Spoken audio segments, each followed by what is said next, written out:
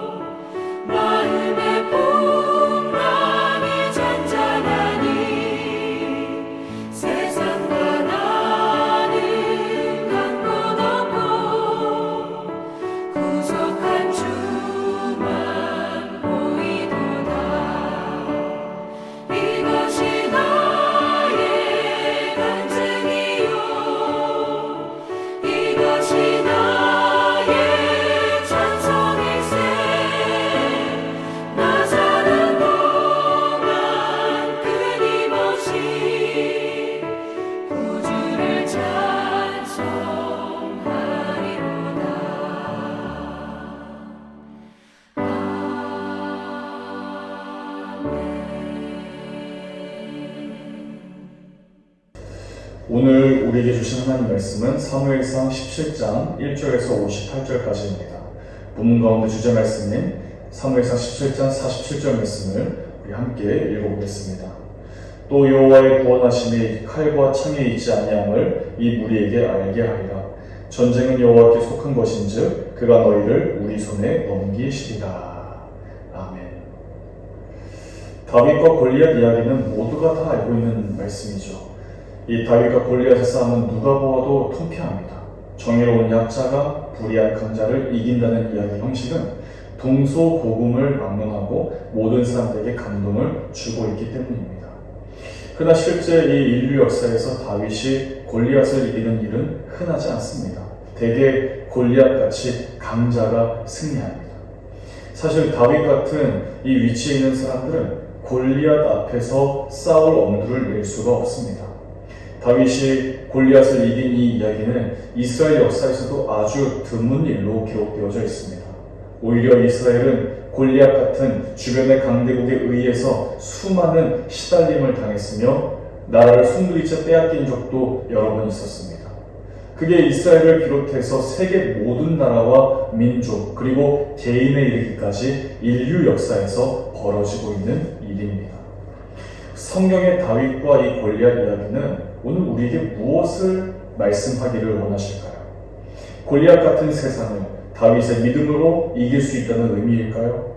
하나님은 늘 약자를 돕는다라고 가르치는 것일까요?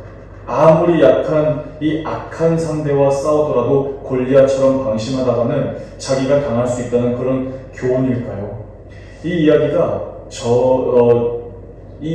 전하려고 하는 이 핵심 메시지는 이스라엘이 하나님의 구원에 집중했다라고 하는 것입니다. 그게 다윗이 한 말에 다 포함이 되어 있습니다. 47절의 이 말씀을 주목하면서 우리가 같이 한번 읽어보기를 바랍니다.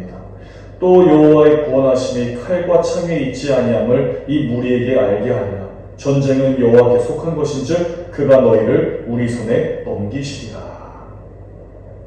골리앗은 칼과 창을 상징합니다. 당시 싸움은 어느 나라가 칼과 창을 더 많이 더 강하게 만들고 가지고 있느냐에 따라 달려 있었습니다. 칼과 창은 철기 문명과 비례합니다. 철을 잘 다룰 수 있는 기술이 있어야 칼과 창도 잘 만들 수 있었습니다. 당시 블레셋에는 이 이스라엘보다 더 발전된 철기 문명 기술이 있었습니다. 이스라엘의 군사력은 블레셋을 당해낼 수가 없었던 것이죠. 그러나 그들은 전쟁이 반드시 군사력에 의해서 결정된다고 생각하지 않았습니다. 오히려 하나님에 의해서 결정된다고 보았습니다. 그래서 지금 이 골리앗 앞에 맞선 다윗의 입을 통해서 여호와의 구원하심이 칼과 창에 있지 않다라고 과감하게 선포할 수가 있었던 것이죠. 이 말이 과연 옳은 것일까요? 현실적으로 본다면 전쟁에서의 승패는 칼과 창에 달려있는 것이 맞습니다. 골리앗과 이 다윗과 이 골리앗의 그 이야기를 하나님의 말씀으로 믿는다고 말하는 지금 우리는 어떻습니까? 우리의 일상생활에서도 칼과 창은 승리의 원동력입니다. 학력, 스펙, 돈, 인간관계 등 이 출세의 지름길입니다. 더 간단히 말하면 돈이 많이 있어야만 인생에서 성공할 수 있다고 생각합니다. 모든 사람이 부자가 될 수 없는데도 모두 이런 길을 가려고 하니까 결국 서로가 싸울 수밖에 없는 것이죠. 이처럼 인생살이 자체가 전쟁입니다. 전쟁에서 승리하기 위해 칼과 창을 준비해야 하듯이 우리는 끊임없이 자신을 무장하기 위해 수고를 아끼지 않습니다. 칼과 창은 사람의 방식입니다. 그것으로 하나님의 구원을 이루어낼 수 없습니다. 이런 말씀이 너무나 이상적이고 종교적으로 들릴 수도 있습니다. 멋진 말이긴 하지만 현실성이 떨어진다고 생각되지는 않으신지요? 실질적으로 생각을 해보십시오. 우리가 칼과 창을 통해서 원하는 것을 다 손에 넣었다고 가정해 봅시다.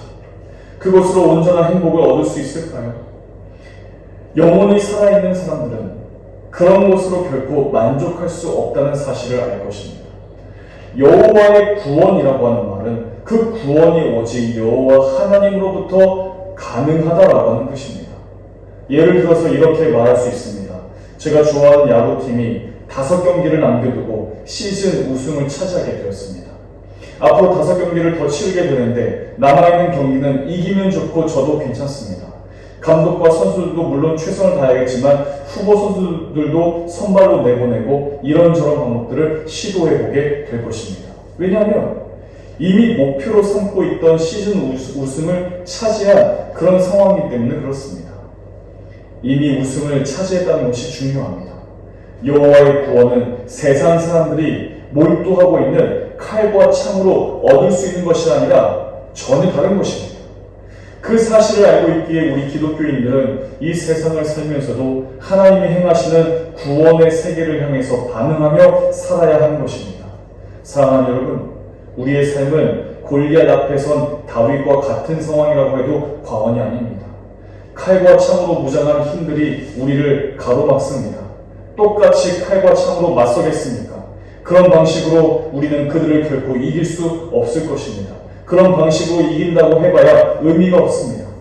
하나님께서 하나님만의 고유한 방식으로 우리를 대신해서 싸우십니다. 기억하십시오. 우리가 직접 싸우는 것이 아니라 하나님이 하십니다. 우리는 하나님의 싸움을 보고 놀라워하며 그것을 증언하는 사람들일 뿐입니다.